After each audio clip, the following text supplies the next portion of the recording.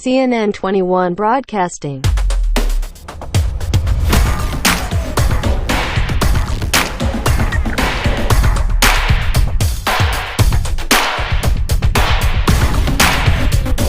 애청자 여러분 안녕하십니까? 시청자 여러분과 함께 민주인권 정의 평화를 구축하고 싶은 클린뉴스 네트워크 CNN21 방송입니다.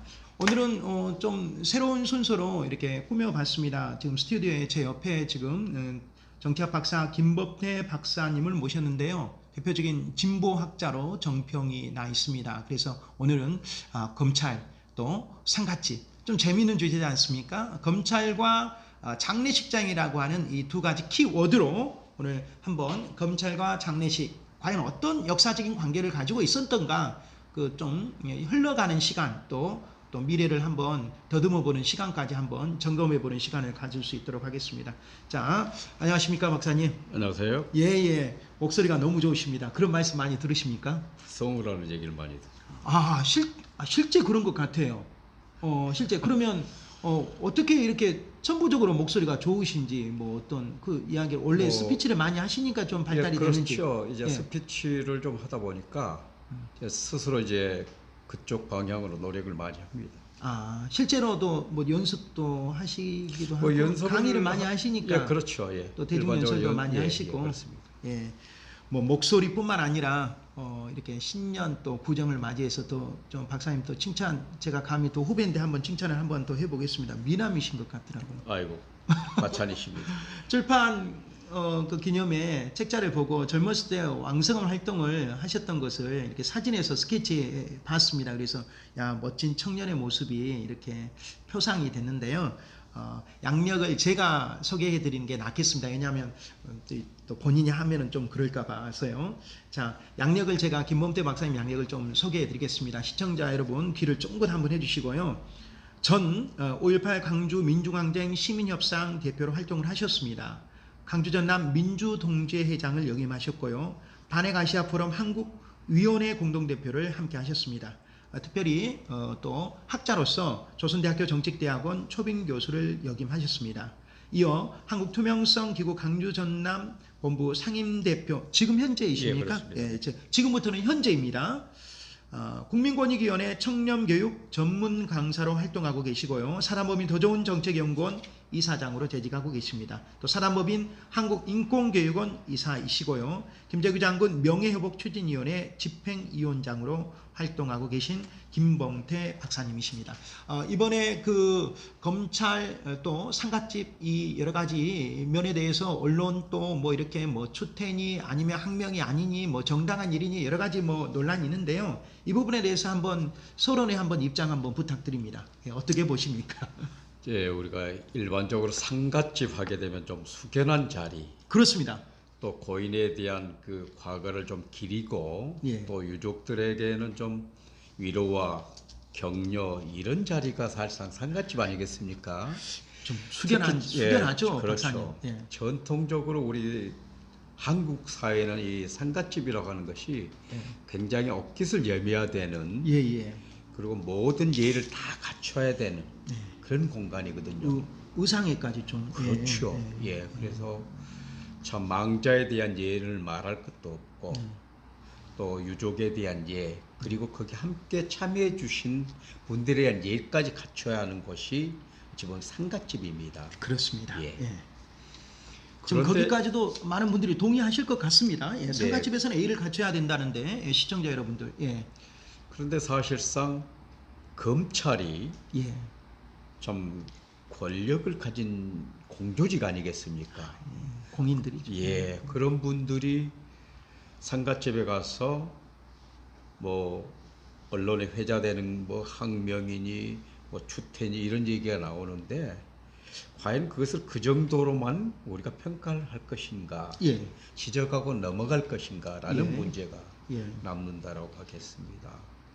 왜냐하면 일반적으로 공인, 특히 공직자들은 행동강령이나 윤리강령이 굉장히 엄하게 적용되는 조직입니다.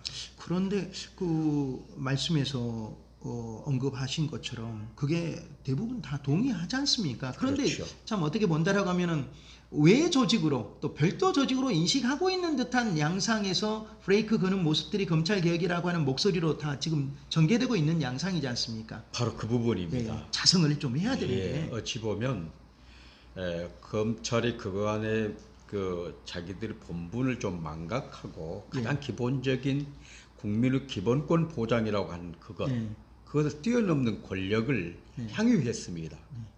그리고 또 그런 것을 계속 누리려고 하다가 이번에 공수처법이 등장하게 된 거거든요. 제대로 브레이크가 지금 작동이 되는 거죠. 그래서 많은 국민들이 아직도 검찰에 대한 믿음을 아직 안 주고 있는 그런 마당에 더군다나 상갓집에 가서 그러한 추태를 부렸다라고 하는 것은 그들이 과거에 어떤 행각을 보여왔던가 한번 되짚어 볼 필요도 있다. 저는 그런 생각을 갖고 있습니다. 알겠습니다. 역시 박사님하고 오래 토론을 해야 될 것 같습니다.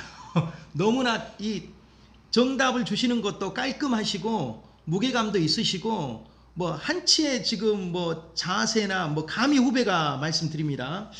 뭐 정확하게 서론의 코멘트가 깔끔하십니다. 그리고 지금 여기서 말씀하시는 것은 방점은 추태라는데 방점을 찍어 주신 거죠? 예, 자, 그러면 본론으로 한번 넘어가 보겠습니다. 자, 사건이 뭐 이렇게 여러 검사들이 이렇게 있었고요.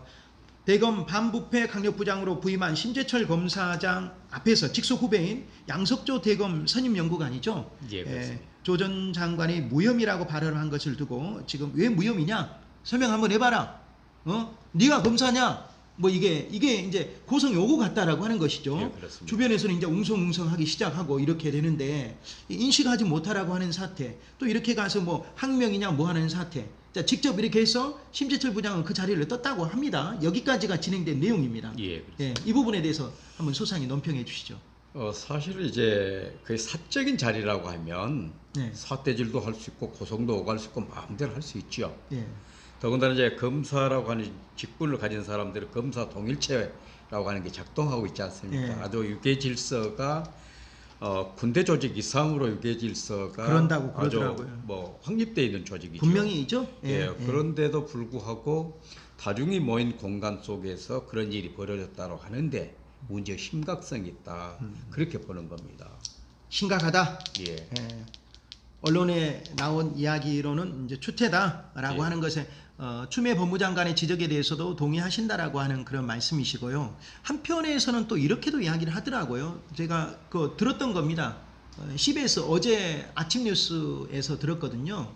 그래서 이렇게 좌우에서 의원과 현직 의원과 전 의원이 나와가지고 민주당에서는 현직 의원, 그 다음에 자유한국당의 전 의원이 나와가지고 이렇게 하는데 다 법조인 출신이더라고요. 예. 그래서 이제 자유한국당 전 의원께서 이야기하시는 것은 뭐냐면 검찰 내부에서는 사실 들어가면 물론 이제 조직이지만은 뭐 던져버리는 것도 있고 막 그런다고 합니다. 어떤 그 논리에 대해서는 뭐 이런 이야기도 하고 있다라고 하는데 국민이 보는 시각은 또 그렇지 않거든요. 바로 그 얘기입니다.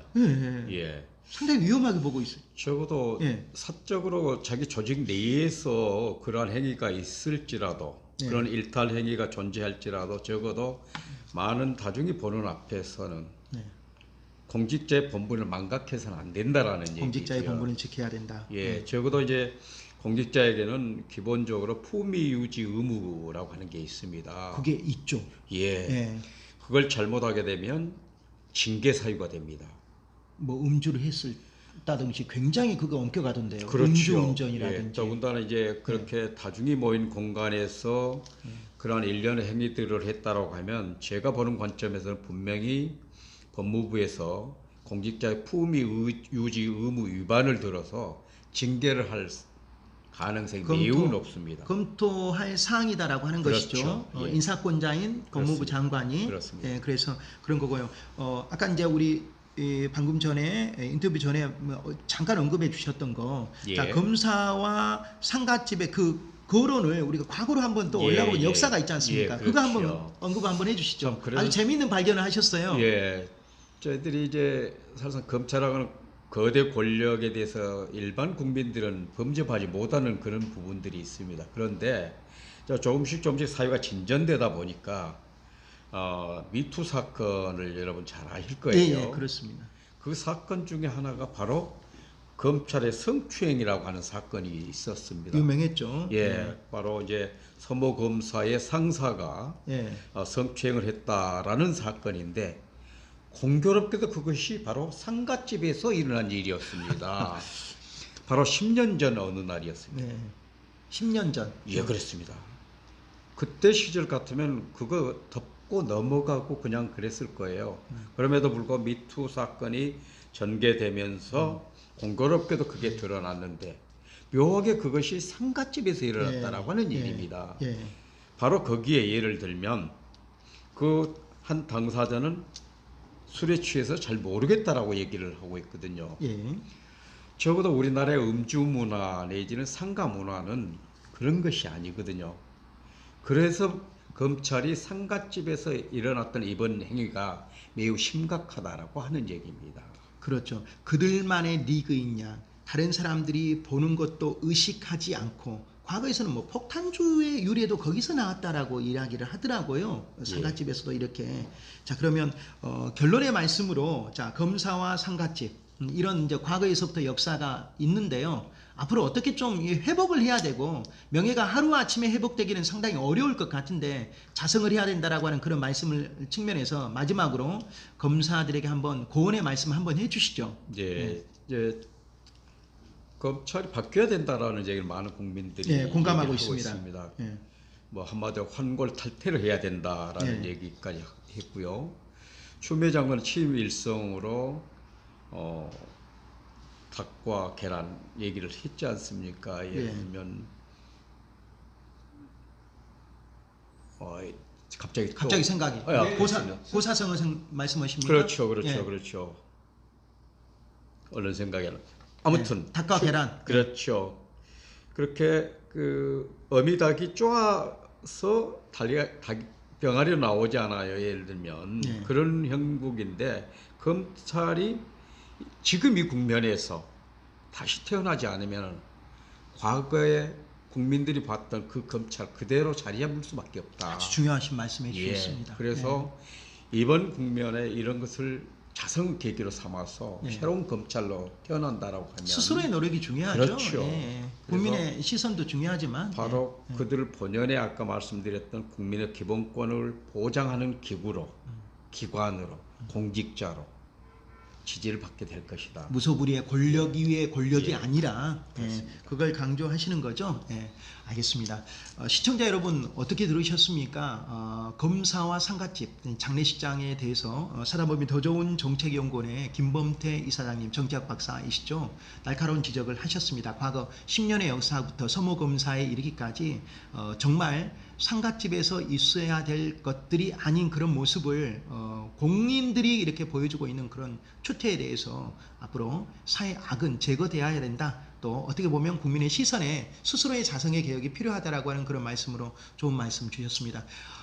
역시나 했는데 클래스가 다른 이 논평에 대해서 대화를 나누는 저도 마찬가지 기쁨이 넘쳤습니다. 오늘 말씀 여기까지 듣겠습니다. 고맙습니다. 감사합니다. 예, 고맙습니다. 사단법인 더 좋은 정책연구원의 김범태 이사장님이었습니다. 날카로운 필치로 그리고 통렬한 시선으로 검사와 상갓집에 대한 의견은 논평을 주셨습니다. 우리 사회가 더 좋은 정책연구원 김범태 박사님 이사장님의 말씀처럼 정말 권력이 검사를 누리는 기관이 아니라 국민의 기본권을 보장하고 그것을 보호해주는 그런 사법기관으로 다시 한번 이 검사와 상갓집에서 일어난 추태를 걸림돌이 아닌 디딤돌로 일어서는 그런 사법개혁의 주체가 되기를 바라면서 지금까지 보도제작의 김주석, 진행의 저는 아나운서 임영이었습니다.